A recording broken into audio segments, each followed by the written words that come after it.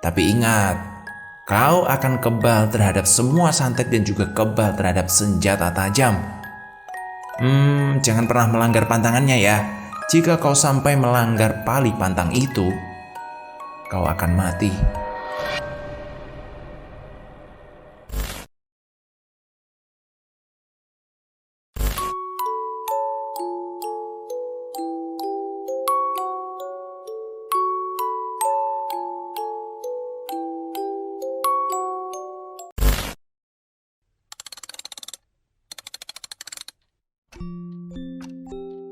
Diserang makhluk gaib, kiriman dukun cabul, Rian, ditulis oleh Insun Burung.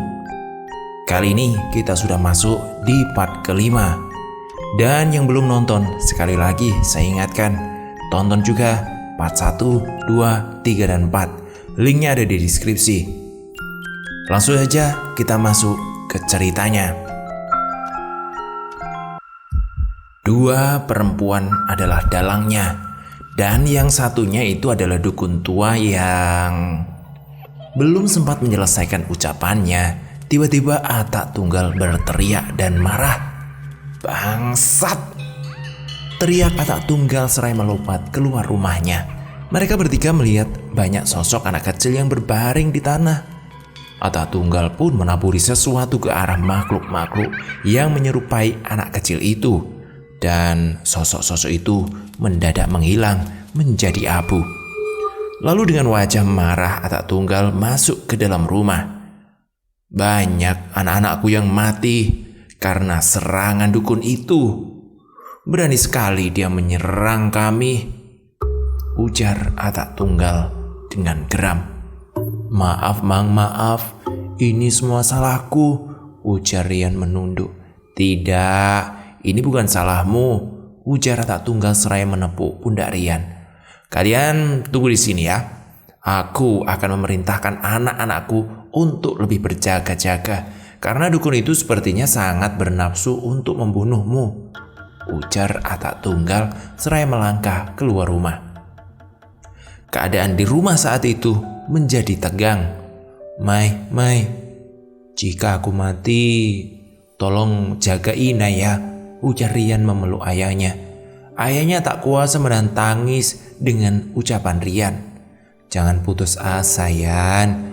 Amang yakin kau bisa melewati ini semuanya. Amang juga yakin Atak Tunggal adalah perantara yang akan menyembuhkanmu," ujar ayahku. Benar yang dikatakan amangmu itu, Yan. Jangan putus harapan. Jalan hidupmu masih panjang, nak.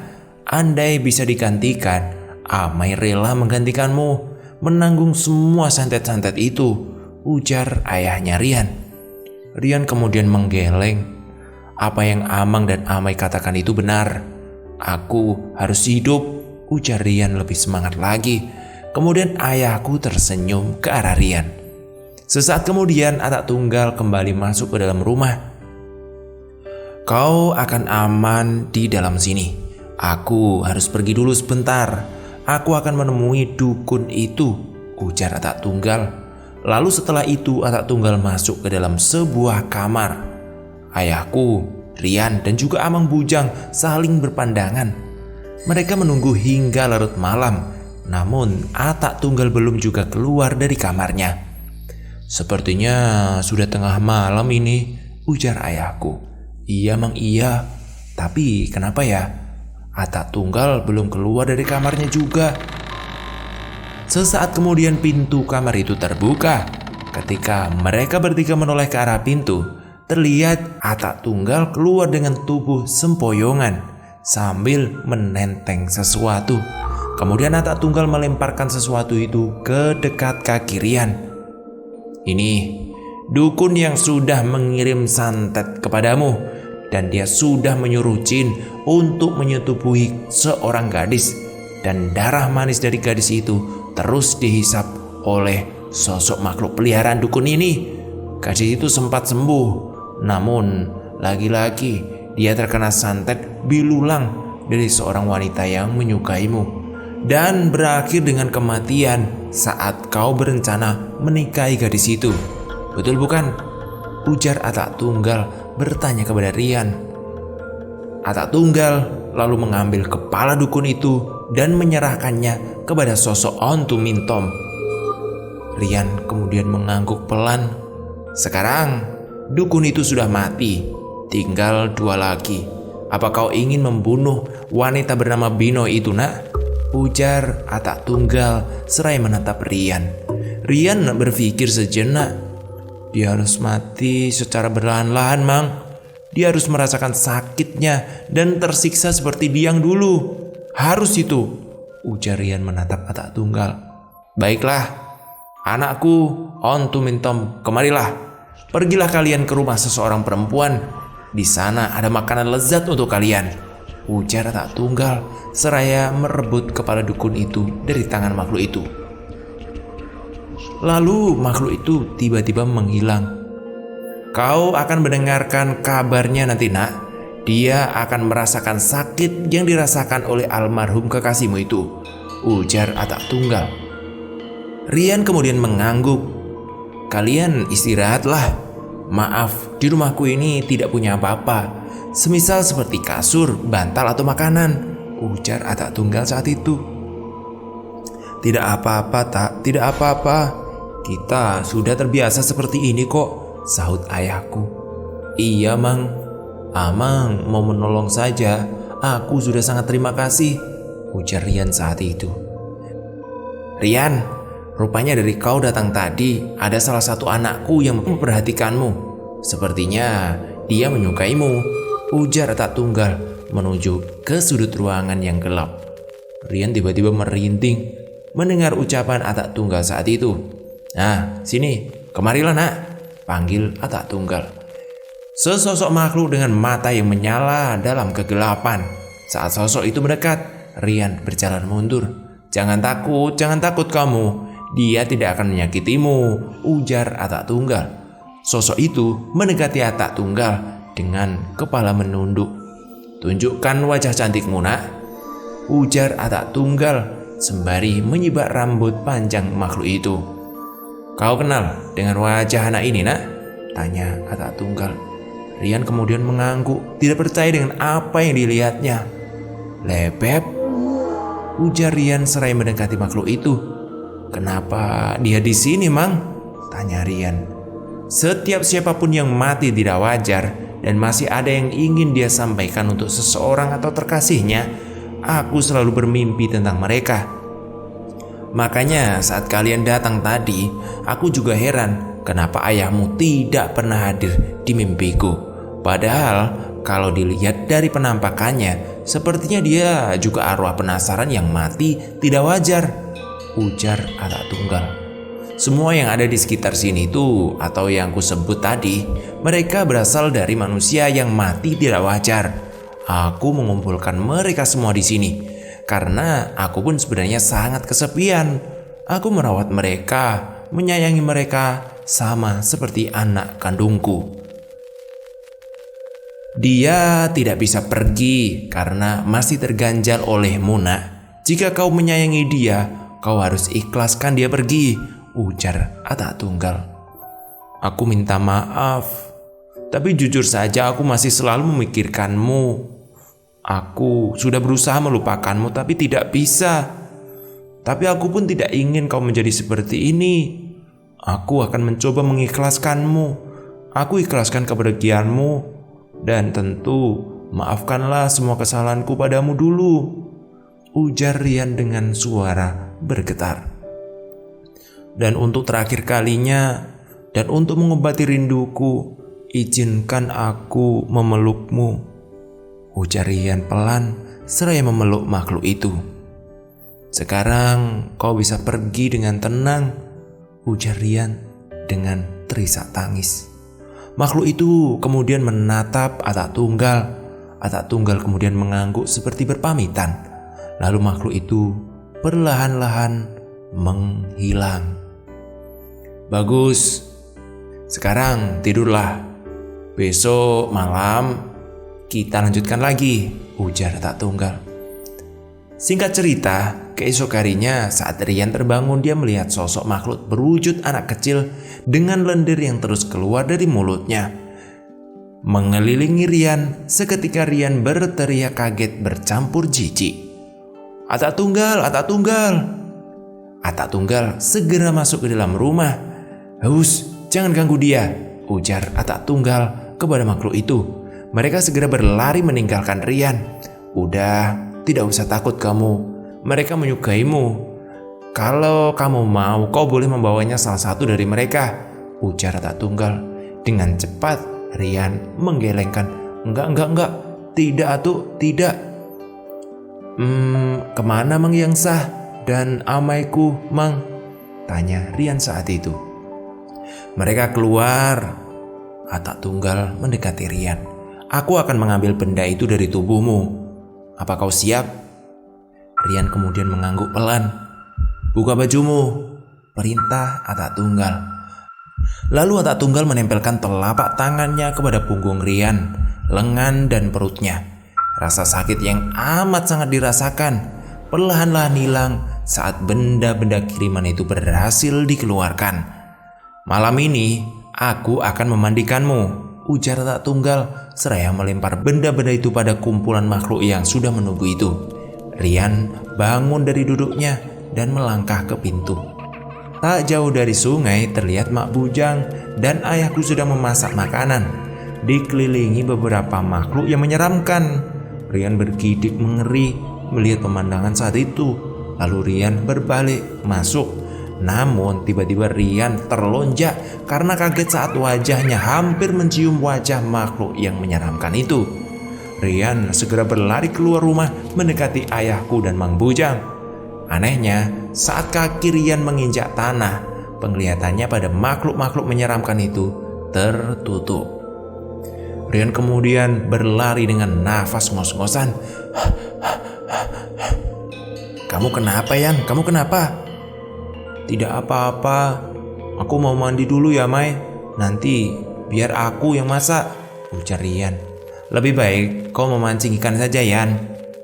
"Amai kan tahu kalau aku memancing tidak pernah dapat ikan kan?" ujar Rian. "Ya dicoba dulu lah," sahut Atak Tunggal dari arah belakang. Dengan terpaksa Rian menuruti perkataan ayahnya dan Atak Tunggal untuk memancing. Sesaat kemudian setelah Rian mencari cacing untuk umpan, dia duduk di pinggir sungai. Baru beberapa menit duduk, tiba-tiba Rian kaget ketika umpan pancingnya disambar ikan. Setelah diangkat, Rian bertambah kaget karena dia berhasil mendapatkan ikan baung yang lumayan besar. Sementara Atak Tunggal tersenyum melihat Rian. Tidak beberapa lama kemudian Rian sudah mengumpulkan beberapa ikan baung hasil dari pancingannya itu. "Aku tidak menyangka bisa mendapatkan ikan sebanyak ini," ujar Rian. "Itu karena 4 gangguan yang selalu membuatmu mengalami kesialan itu sudah aku kembalikan kepada pengirimnya," ujar Atak Tunggal sambil tertawa. Mang, aku benar-benar terima kasih atas semua kebaikan Amang padaku. Aku tidak minta apa-apa, cuma satu keinginanku. Kau dan aku harus melakukan upacara kecil. Bahasanya sih bangkat kuitan. Tapi itu pun kalau kau mau ya, ujar Atak Tunggal. Bangkat kuitan itu di sini tuh kalau misal kita sakit parah, terus ada dukun atau apalah yang mengobati kita, terus sakitnya hilang atau sembuh. Nah, diwajibkan banget tuh kita ngadain upacara syukuran sekaligus bakat kuitan. Si dukun yang mengobati kita tadi kita angkat sebagai orang tua angkat. Itu sudah menjadi khas di sini ya. Selalu begitu. Ayahku saja banyak banget anak angkatnya. Adapun makanan-makanan, sesaji, dan juga yang digunakan upacara bakat kuitan itu merupakan nasi pulut, nasi ketan, telur dan juga lemang. Dan untuk pinduduknya, beras, gula, kopi, selengkapnya lah bahan-bahan untuk di dapur, dan juga sarung dan baju. Di upacara itu biasanya melakukan perjanjian agar kita selalu mengingat orang tua angkat kita. Kita lanjut ke ceritanya ya. "Aku mau, Mang, mau sekali," jawab Rian dengan cepat dan bahagia. "Ya sudah, Sekarang kalau kalian ingin makan, makanlah. Biar nanti kita berangkat mencari perlengkapan untuk kau mandi nanti, ujar Atak Tunggal seraya menepuk bahu Rian. Singkat cerita, setelah selesai makan, mereka berempat pun berangkat mencari perlengkapan untuk Rian mandi malam nanti. Malam harinya, Rian disuruh bersiap-siap untuk mandi dan menyalin kaji penangkal sandet itu. Rian memakai pakaian yang diberikan oleh Atak Tunggal. Saat Rian duduk di atas potongan bambu yang di bawahnya sudah digali seperti kuburan, semua sosok makhluk-makhluk menyeramkan itu mengelilingi Rian dan Atak Tunggal. Sementara ayahku dan Mang Bujang menunggu di dalam rumah Atak Tunggal. Atak Tunggal mulai memandikan Rian. Saat air itu mengenai kepala Rian, rasanya sangat dingin, benar-benar dingin. Bahkan Rian menggigil kedinginan. Rian hampir tak bisa menahan rasa dingin yang amat sangat itu. Sesaat kemudian Atak Tunggal menulis sesuatu, entah apa itu, di punggung Rian.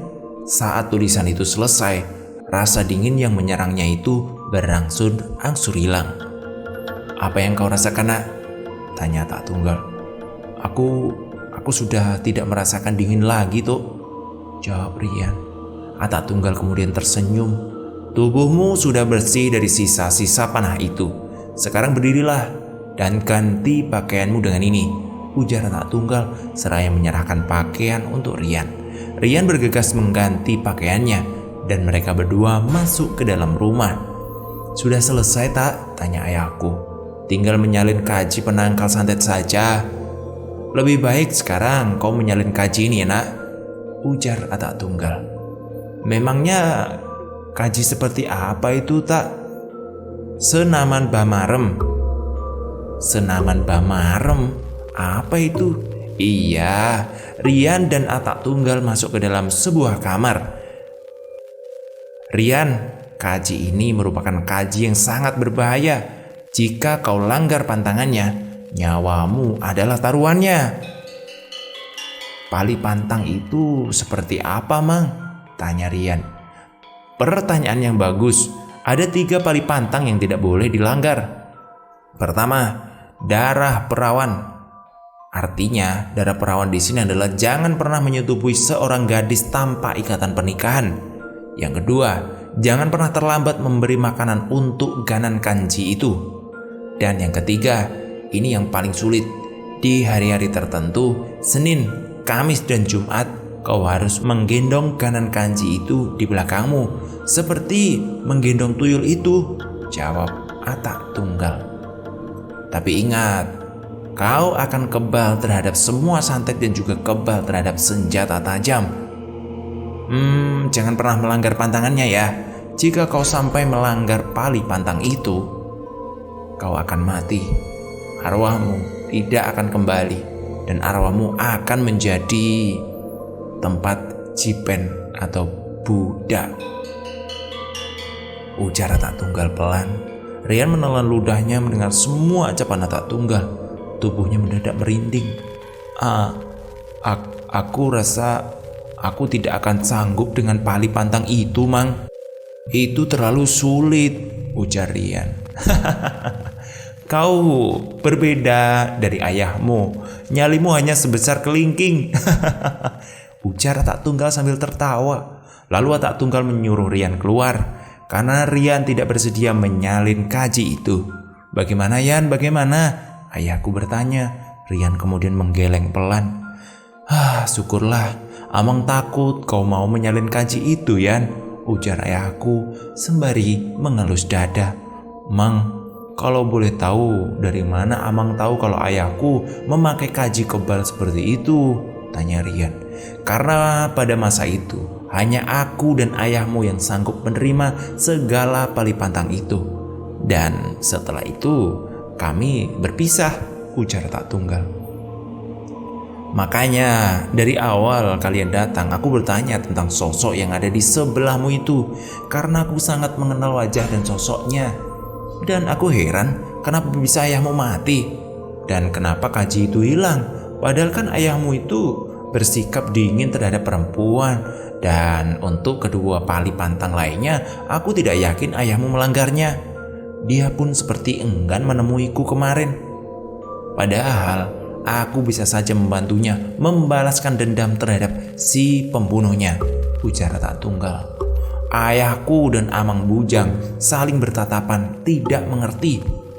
Jadi kau mengenal almarhum Roni? Tanya ayahku. Iya, jawab Tak Tunggal. Lalu kenapa kau tak memberitahuku? Tanya ayahku. Karena kau tak bertanya. Suasananya di rumah itu menjadi hening seketika. Keesok harinya, pagi-pagi sekali, ayahku, Mang Bujang dan Rian berpamitan untuk pulang. Tak Tunggal, terima kasih banyak atas kebaikanmu. Hari ini kami pamit pulang ya, karena sudah cukup lama kami di sini, ujar ayah. Baiklah, baik. Hati-hati di jalan ya. Mang, terima kasih banyak. Kebaikanmu tidak akan aku lupakan, ujar Rian seraya mencium tangan Tak Tunggal. Sama-sama nak. Kapan-kapan jika kau ada waktu, berkunjunglah kemari, ujar Tak Bujang seraya memeluk Rian. Kami pamit dulu ya. Terima kasih banyak atas kebaikanmu dan juga pada anakku, ujar Amang Bujang. Tak Tunggal kemudian mengangguk pelan. Jaga dirimu ya nak. Rian mengangguk dan tersenyum. Lalu mereka mulai mendayung perahu. Rian, ingat ya, kapan-kapan kemari lagi, teriak Tak Tunggal dari jauh. Iya tuh, iya. Singkat cerita, mereka sampai di desa ayahku. Rian dan Mang Bujang segera berpamitan pulang kepada ayah dan ibuku. Setelah mereka mengambil barang-barang mereka di rumah kami, sepanjang perjalanan, Rian terus memikirkan ibunya. Entah kenapa, dia sangat merindukannya. Yan, kau memikirkan apa nak? Apa Inai sehat-sehat saja ya Mai? Sudah lama kita meninggalkan Inai. Amang Bujang hanya tersenyum mendengar ucapan Rian. Tinggal beberapa kilometer lagi kita akan sampai di desa Yan. Inaimu pasti senang mendengar kabar baik tentangmu. Beberapa saat berlalu, Rian dan ayahnya sampai di rumah mereka. Terlihat Inai Suri sedang duduk di depan pintu. Dia segera berdiri melihat Rian dan ayahnya.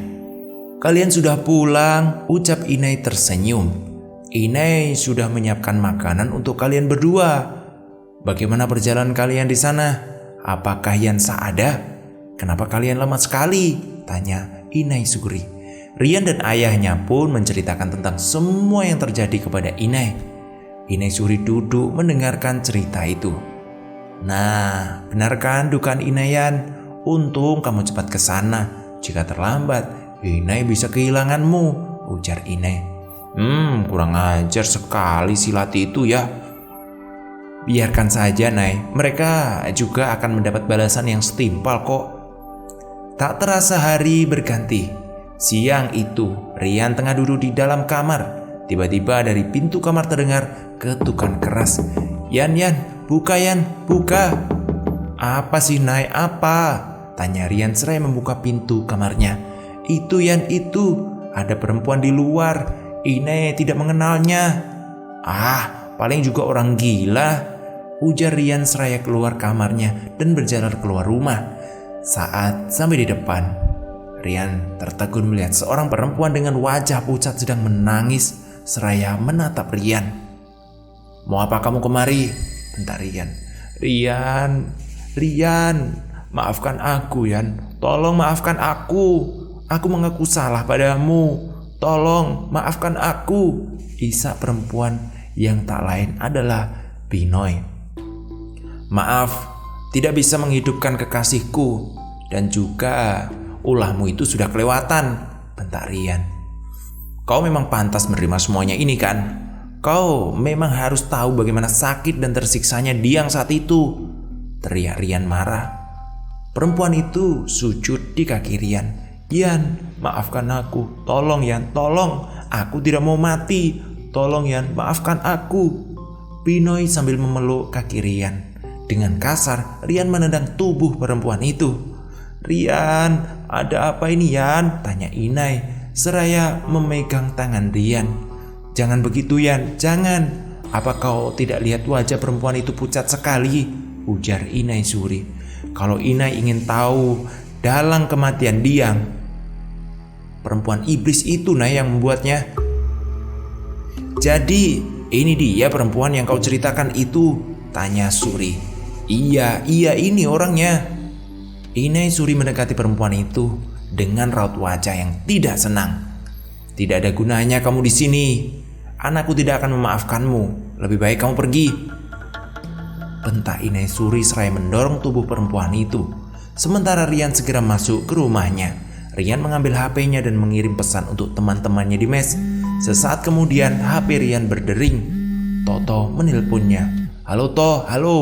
Siapa yang sudah memberikan alamatku kepada Binoy? Ujar Rian dengan nada marah. Wah, nggak tahu Yan.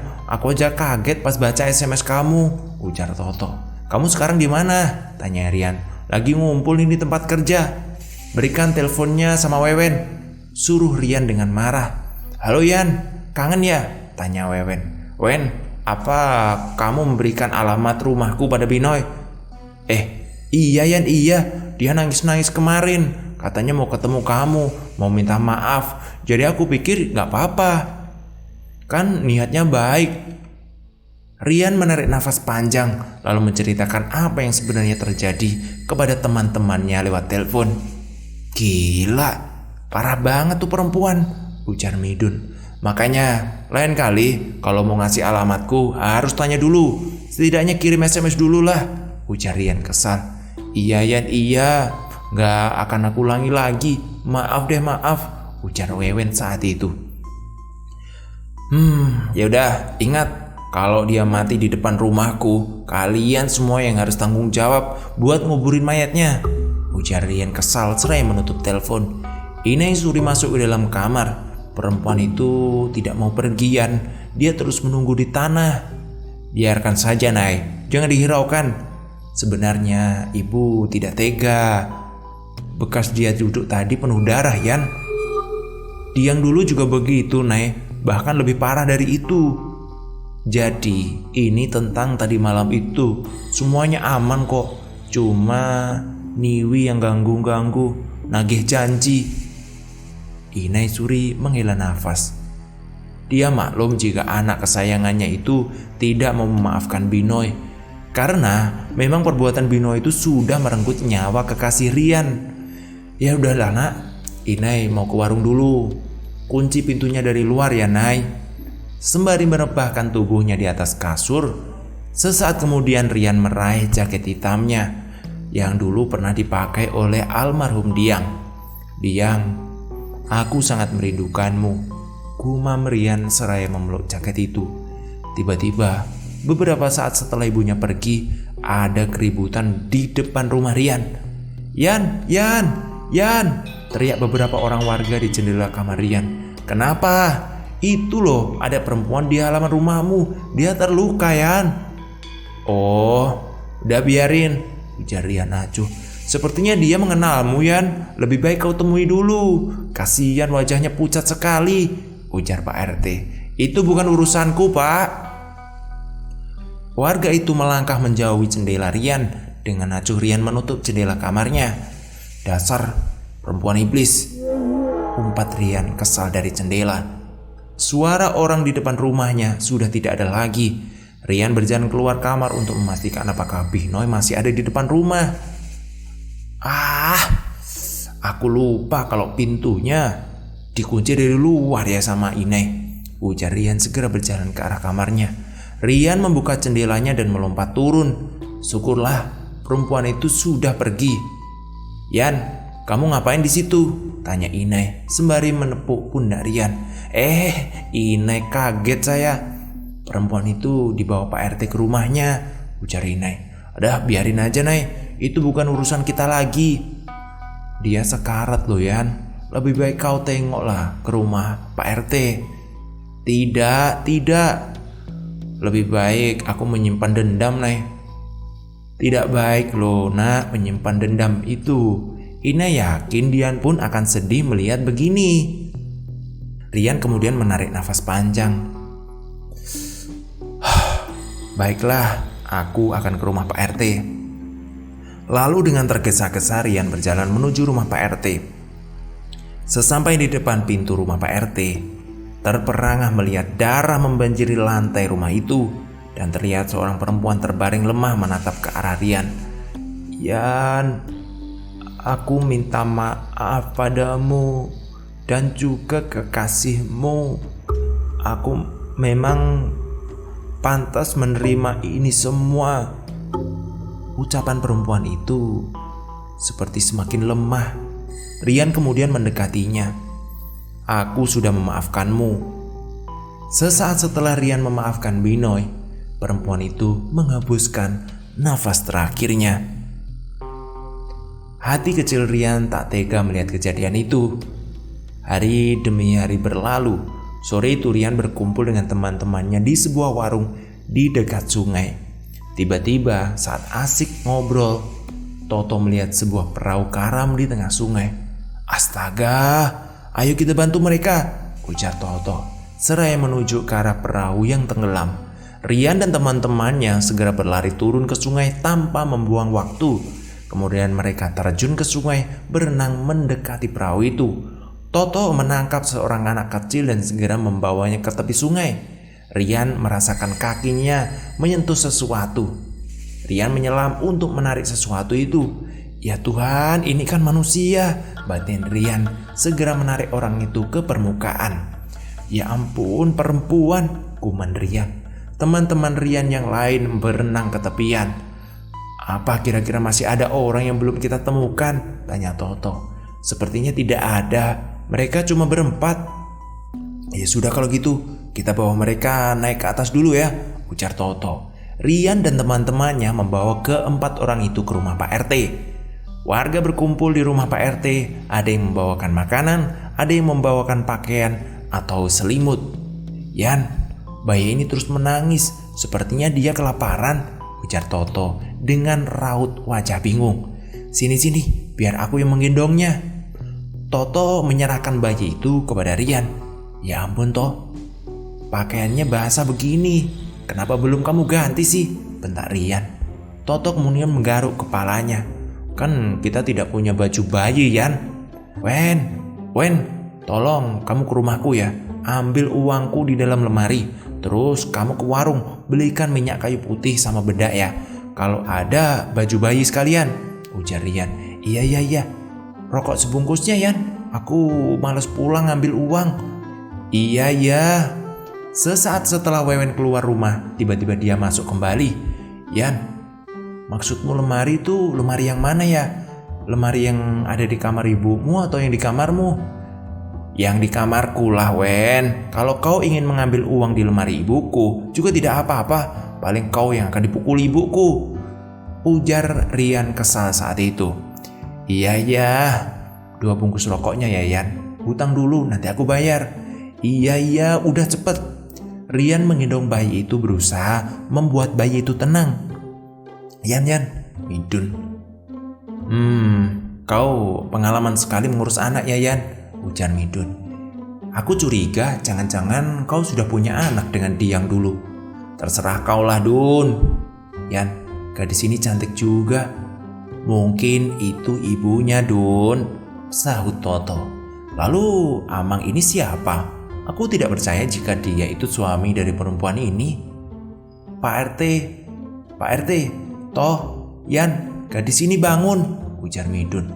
Perempuan itu membuka matanya, lalu dengan wajah panik dia berkata, Anakku di mana?"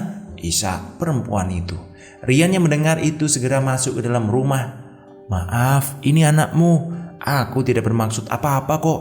Tadi dia menangis dan kami hanya ingin menenangkannya." Terima kasih. "Ayah dan ibuku bagaimana?" tanya perempuan itu. "Mereka juga baik-baik saja." "Alhamdulillah, syukurlah kalau gitu." "Yan, ini minyak kayunya sama bedak dan juga baju bayinya." "Aku kapok ke rumahmu, Yan. Nih lihat, kepalaku benjol dipukulin ibumu." "Syukurin. Memangnya kau lewat mana tadi masuk?" "Ya lewat pintu lah." "Nah, terus kamu gak bilang permisi dulu? 2 kali ibumu aku panggil, tapi tidak menjawab. Lalu aku nyelonong masuk aja. Dan saat aku mencari uangmu, ibumu datang dengan sendok kayunya. Aku dipukulin, kena kepalaku. Terus gimana? Lalu setelah aku merhatikan wajahku, ibumu baru berhenti memukuliku. Nah, lalu aku merasa dikeroyok begini. Sisa uangmu aku ambil saja ya. 1 lagi nih, rokoknya 5 bungkus. Karena ibumu sudah memukuliku. Ya sudahlah, sudah. Rian kemudian menyerahkan minyak kayu putih, bedak, dan juga baju bayi itu kepada ibunya. Ini, ambillah untuk anakmu. Maaf karena kami tidak bisa menyelamatkan harta benda kalian. Tidak apa-apa, kalian menyelamatkan kami saja. Kami pun sudah sangat berterima kasih. Astaga, ujar Rian kaget karena bayi itu terlepas dari gendongan ibunya. Dengan cepat Rian menangkap bayi itu dan menggendongnya. Sementara kami yang mengurus anakmu dulu ya. Kamu masih terlihat lemas, ujar Rian. Semua yang ada di rumah itu menghela nafas melihat Rian berhasil menangkap bayi itu. Beberapa hari berlalu, semua warga sepakat untuk membantu keluarga kecil yang mengalami musibah perahu itu. Mereka membuatkan perahu baru untuk keluarganya. Tapi membuat perahu itu tentu saja membutuhkan proses waktu yang lumayan lama. Jadi sekarang keluarga itu tinggal di rumah Pak RT. Makanya setiap hari rumah Rian selalu ramai kedatangan teman-temannya. Dan juga ingin mendekati janda muda beranak 1 itu. Sarita, nama janda muda beranak 1 itu. Dia mengalami KDRT dari suaminya yang dulu. Sehingga orang tua Sarita yang mendengar kabar itu langsung menjemput paksa Sarita dan juga anaknya yang masih umur 7 bulan itu. Dalam perjalanan pulang itulah Sarita dan keluarganya mengalami musibah perahu karam. Dun, bangun, ini tempat tidurku. Kalau kau mau tidur di sini, di bawah atau di luar sana, ujar Rian kesal. Aku takut di luar, Rian. Hawanya beda di rumahmu itu, horor. Ya sudah, kalau begitu kau tidur di bawah. Kalau sama perempuan itu kau selalu mengalah, tapi kalau sama temanmu sendiri begini caramu, ujar Midun kesal. Rian kemudian menghela nafas lalu berjalan keluar kamar mengambil kasur untuk tidur. Keesok harinya Midun sudah bangun pagi. Yan, bangun, udah siang ini. Siang apaan sih? Masih pagi begini kok. Kalau kamu mau pulang silakan aja, jangan ganggu, ujar Rian. Dengan kesal Midun menendang kaki Rian. Rian bergegas bangun dengan memasang wajah marah, membalikkan tubuh Midun berhadapan dengannya dan dengan tangan mengepal seolah siap meninju wajah Midun. Aku sudah mengalah tidur di bawah kan. Lalu pagi ini kau menendangku. Besok mau apa lagi? Bentak Rian. Jangan begitu Toyan, jangan begitu. Aku menendang kamu kan pelan. Tidak sakit kan? Masa kau mau main-main kekerasan seperti ini sama sahabatmu sendiri? Aku juga tidak serius untuk meninjumu, ujar Rian tertawa terbahak-bahak. Sialan, aku udah takut duluan. Yan, kenapa kalian berdua pagi-pagi berisik seperti ini? Tegur Inai Suri. Maaf Nai, maaf. Iya cu, saya juga minta maaf ya. Yan, apa kau tidak melihat penampilanku pagi ini? Temannya itu dengan kagum. Wah, aku bahkan baru sadar kalau kau hari ini terlihat keren sekali. Bagaimana? Cocok tidak kalau aku pacaran sama Sarita? Oh gitu toh tadi. Jadi ini maksud dan tujuanmu tidur di sini. Jadi bukan karena kau ingin menemaniku, Tentu saja aku juga menemanimu, tapi juga itu juga. Yaudah, cepat mandian. Aku ingin pergi bersama Sarita hari ini. Kau tolong jaga anak Sarita ya di rumah. Jadi aku yang pergi. Di rumah ini? Lalu orang tua Sarita kemana? Tanya Rian. Nah ini, kamu tidak tahu kan kalau orang tua Sarita membantu Pak RT di rumahnya menyiapkan acara. Makanya anak kecil itu aku titipkan padamu, ujar Midun. Ya ampun, kalau kau memang tidak ingin menerima anaknya sebagai anakmu, jangan kau pacari ibunya. Kasihan Dun, bayi sekecil itu dijauhkan dari ibunya. Sekali lagi ya Yan, sekali saja. Tidak, kalian enak-enakan sementara aku kau suruh jaga bayi. Memangnya aku ini pembantumu, hah? Ayolah Yan, lagian kau menyukai anak kecil kan? Kau juga sering menggendong anak itu, jadi kau tidak akan kesulitan menjaganya, ya kan? Ya udahlah, baik. Tapi hanya sekali saja, ingat. Iya ya Yan, iya, sekali saja. Kalian di sini, ujar Rian kaget. Iya, tolong jagain sebentar ya Yan, ucap Sarita. Iya, tapi kalian jangan lama-lama. Jangan khawatir, kami cuma pergi sebentar kok, Rian mengangguk. Ya sudah, Midun dan Sarita pergi meninggalkan Rian dan bayi itu. 2 jam sudah berlalu. Yan, kamu belum makan kan? Lebih baik kau makan dulu ya nak, ujar Inai. Nanti dulu ya Nay, si Irin gak mau ditinggal ini. Sini, biar Inai aja yang gendong, ujar Inai Suri seraya mengambil bayi itu dari Rian. Udah, kamu makan dulu, suruh Inai. Rian segera keluar kamarnya. Sampai malam harinya, Midun dan Sarita belum juga kembali. Ya Tuhan, katanya cuma sebentar. Sudah hampir tengah malam juga belum pulang-pulang. Rian tertidur di samping bayi itu dengan tangan yang masih memeluk bayi mungil itu. Rian, buka pintunya Yan. Aku mau jemput Irin, ujar suara dari jendela. Rian bergegas keluar dan membuka pintu rumah. Ternyata itu adalah Sarita.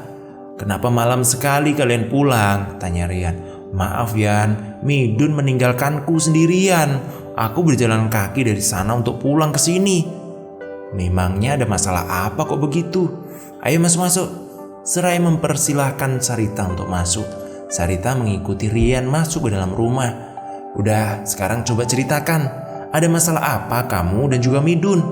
Dia memaksaku untuk berhubungan Yan. Aku menolaknya, tapi dia malah meninggalkanku. Di tempatnya sepi lagi. Untungnya aku ingat jalan pulang. Aduh, ya sudah. Besok biar aku yang menegur dia. Lebih baik sekarang kamu pulang. Itu anakmu sudah tidur di kamarku. Masuk saja, ujar Rian seraya menunjuk kamarnya. Sarita berjalan ke arah kamar Rian, sementara Rian duduk di luar. Yan, terima kasih ya, sudah jagain anakku seharian. Maaf sudah merepotkan. Iya gak apa-apa, sama-sama. Sesaat setelah Sarita pulang, Rian segera masuk ke kamarnya untuk melanjutkan tidurnya. Keesok harinya, pagi-pagi sekali, Rian sudah sampai di rumah Midun. Dun, buka pintunya Dun, teriak Rian dari luar rumah. Ada apa sih Yan, pagi-pagi gini sudah teriak-teriak di rumahku, tanya Midun. Tanpa basa-basi, Rian langsung meninju wajah sahabatnya itu. Aku sudah pernah bilang padamu ya Dun, jangan memacari perempuan itu jika kau tidak ingin serius padanya. Seharian lebih aku menjaga bayi itu untuk kalian, tapi pulang-pulang Sarita malah menangis. Dan itu karena kau meninggalkan dia sendirian di jalan sepi. Kau ini laki-laki apa sih? Banci lu Dun, teriak Rian sangat marah. Rian, kita ini sahabat sudah lama kan? Hanya karena perempuan itu kau pukuli aku sampai-sampai berdarah begini, ujar Midun. Rian kemudian terdiam. Tanpa pamit Rian pulang ke rumahnya. Setelah sampai di rumah, Rian segera masuk ke kamar. Rasa kesal terhadap sahabatnya itu masih dongkol di hatinya. Hingga siang hari, Rian masih mengurung diri di kamarnya. Yan, Inai mau bicara sama kamu nak, ujar Inai Suri. Bicara apa sih Nay? Buka pintunya dulu, ujar Inai. Rian bangun dan membuka pintu kamarnya. Inai Suri masuk dan duduk di dekat Rian. Apa benar kamu sudah memukuli Midun tanpa alasan Yan? Inai dan Amai kan tidak pernah mengajarimu seperti itu nak. Kok menjadi liar seperti itu? Ujar Inai. Rian terperangah mendengar ucapan ibunya. Tanpa alasan? Tanya Rian nyaring. Aku mengajarnya karena udah Inai tidak ingin mendengar apapun alasanmu. Yang pasti, Inai sangat kecewa dengan kelakuanmu itu. Bentak Inai. Inai, tahu kan, aku tidak akan sembarangan memukul orang, mengajar orang kalau memang orang itu tidak bersalah, ujar Rian akhirnya. Inai tidak mau tahu, ujar Inai seraya melangkah keluar kamar. Sepeninggalan ibunya, Rian menangis. Aku memang seharusnya tidak ada di dunia ini. Aku hanya membawa masalah kepada orang tuaku. Rian, kau tidak apa-apa kan? Tanya Toto dan Wewen yang berdiri depan pintu kamar Rian. Rian kemudian menyapu air matanya. Kalian sejak kapan berdiri di situ? Baru saja kok Yan, ujar Toto. Mereka berdua masuk ke dalam kamar Rian, menutup pintu kamarnya. Tadi sekitar jam 8 Midun ke rumahku. Katanya kamu pagi-pagi teriak di depan rumah Midun. Terus setelah dia keluar nyamperin kamu, katanya kamu langsung menghajar dia tanpa sebab yang jelas. Kebetulan ibumu ada di warung tetanggaku, jadi ibumu mendengar semuanya. Lalu kalian juga percaya? Ya enggak lah Yan, masa percaya gitu saja sama Midun? Lagi pula kita kan tahu sifatnya Midun, ya enggak karuan seperti itu. Masa iya kau mengajar dia tanpa alasan? Rian kemudian tersenyum. Lalu Rian menceritakan yang sebenarnya terjadi kepada dua sahabatnya itu. Wah, gila, bangsat bener tuh Midun. Dia mau enaknya aja. Lah kamu disuruh jagain bayi. Terus ibunya nurutin ditinggal pergi gitu aja, ujar Wewen. Kamu juga sih kenapa mau Yan disuruh jagain anak kecil seperti itu? Capek kan? Ujar Toto. Dari awal emang aku gak percaya sama omongan si Midun itu. Iya, aku juga gak sudi lagi berteman sama orang kayak gitu, ujar Wewen. Syukurlah kalau kalian berdua masih percaya sama aku. Kami tahu siapa kamu Yan. Gak akan semudah itu orang-orang menghasut kami untuk benci sama kamu. Sejak kejadian itu persahabatan antara Rian, Midun menjadi hancur. Dimanapun mereka bertemu pasti saling membuang muka. Sore itu Rian dan ayahnya sedang duduk di depan rumahnya. Terdengar dari sebelah rumah suara tangisan anaknya Sarita. Kenapa ya, Mai? Dari kemarin anak itu kok menangis terus, ujar Rian. Mungkin sedang sakit, jawab Ahmad Bujang. Oh, kasihan ya, anak sekecil itu jadi korban perceraian, gumam Rian. Kasihan sih kasihan Yan. Cuma kalau suaminya terus menyakiti kan jauh lebih kasihan, ujar Mai Bujang. Rian bangun dari duduknya.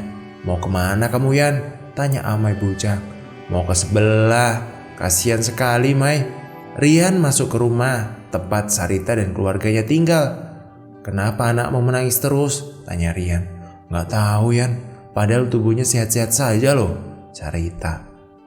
Coba sini aku gendong. Sudah lama aku gak gendong Irin. Sarita menyerahkan anaknya kepada Rian. Dengan penuh kasih sayang, Rian menggendong bayi itu. Sarita tersenyum melihat anaknya yang diam saat digendong Rian. Tangisannya berhenti saat kamu gendong Yan. Kamu pasti kelelahan Sar. Mumpung Irin sama aku, kamu istirahat saja.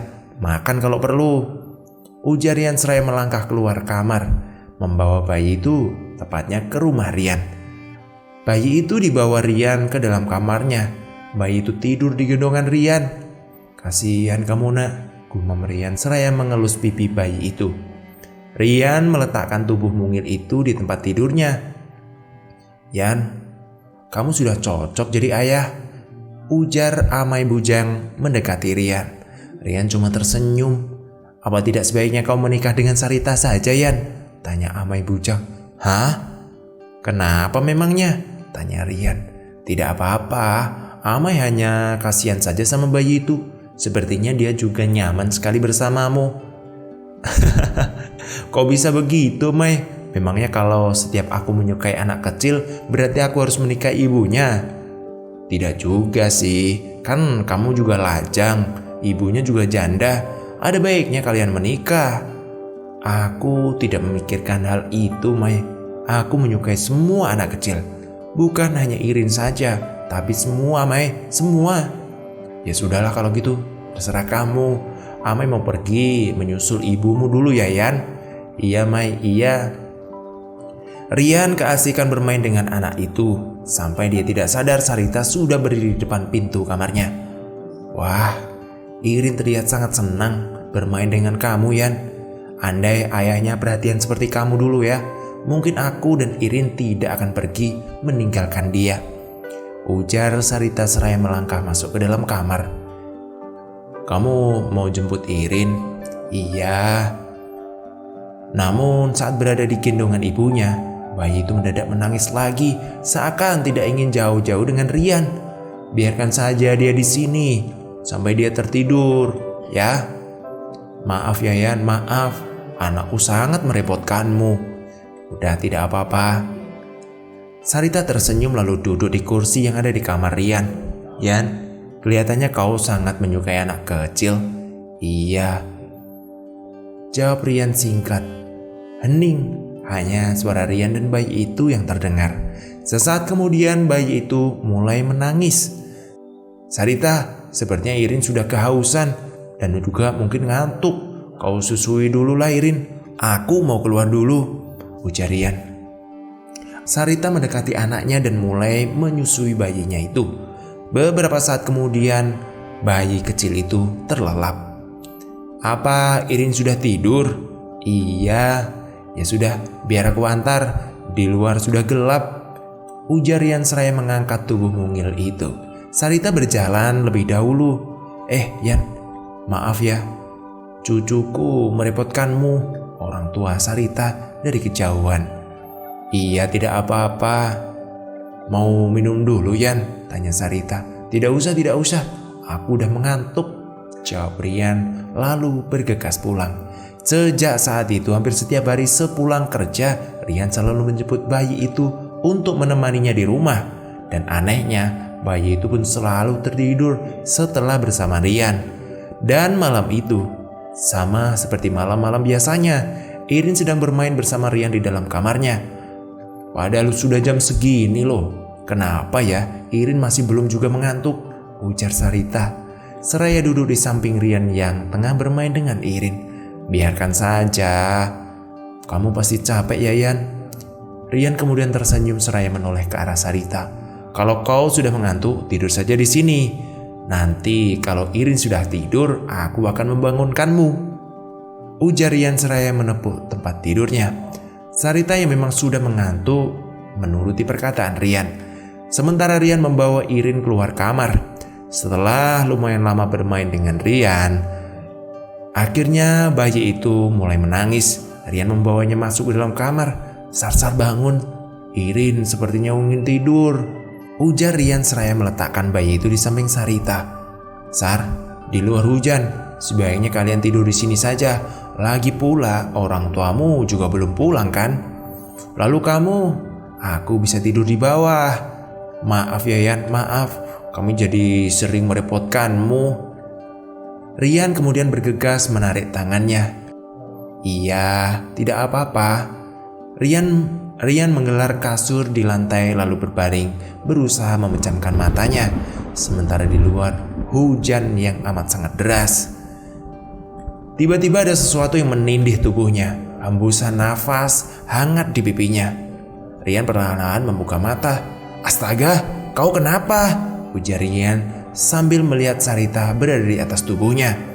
Udah gak usah mancing-mancing aku, Sar. Rian tidur di luar kamar menghindari kejadian yang tidak diinginkan. Sekitar jam 11 malam, saat hujan sudah reda, Inai Suri dan Amai Bujang datang dan melihat Rinai tertidur di luar kamar. Yan, kenapa kamu tidur di luar? Tanya Inai seraya menepuk pelan pipi Rian. Inai baru pulang. Iya, karena hujan ini loh. Inai sama Amai terpaksa harus berteduh dulu. Kenapa kamu tidur di sini?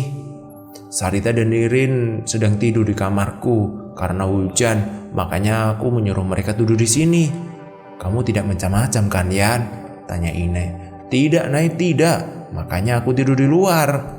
Setelah kejadian itu, Rian perlahan-lahan menjauhi Sarita dan anaknya. Walaupun dalam hati kecil Rian merindukan anak kecil itu. Rian menyibukkan diri bekerja, memancing dan lain-lain agar selalu pulang malam hari, agar tidak bertemu dengan Sarita dan anaknya. Malam itu, Yan, apa kamu tidak tahu kalau Sarita dan orang tuanya sudah pulang dari tadi pagi? Ujar Anaisuri. Rian terdiam sejenak. Aku tidak tahu, jawab Rian. Sarita juga minta nomor teleponmu pada Wewen. Oh, memangnya kenapa kamu seperti menjauhi mereka, Yan? Bukan menjauhi, Nay, tapi aku sangat sibuk akhir-akhir ini. Setelah berkata seperti itu, Rian masuk ke dalam kamar. Rian merebahkan tubuhnya. Kasihan anak itu. Andai Sarita tidak membuatku kesal, aku tidak akan menjauhi anak itu, batin Rian. Kesalahan pertamanya yang fatal di masa lalu terhadap Lebeb membuat Rian menjadi tidak ingin mengulangi kesalahan itu dan berjanji tidak akan melakukan hubungan suami istri kepada wanita yang dia temani selain istrinya kelak. Cerita ini selesai. Terima kasih yang sudah nonton part 1, 2, 3, 4, dan part yang terakhir. Semoga saja kita bisa mengambil hikmah dari cerita ini. Terima kasih juga buat penulis Insun Burung, linknya di deskripsi. Teman-teman bisa cek, ceritanya banyak di sana. Jangan lupa ketik komentar, absen dulu. Terima kasih, sampai jumpa.